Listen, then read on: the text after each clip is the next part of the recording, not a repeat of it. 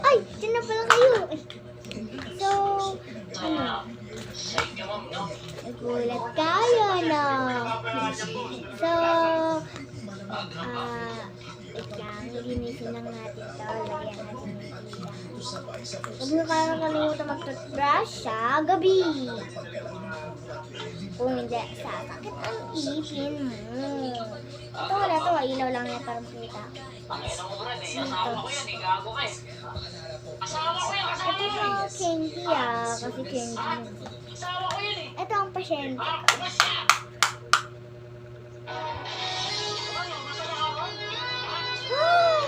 Grabe din doon!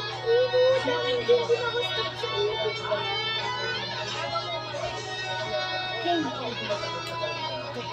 Iiin mo na natin. Tanggalin lang natin.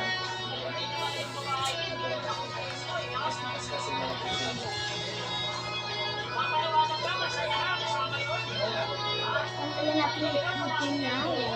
3! Hindi yung candy. Candy.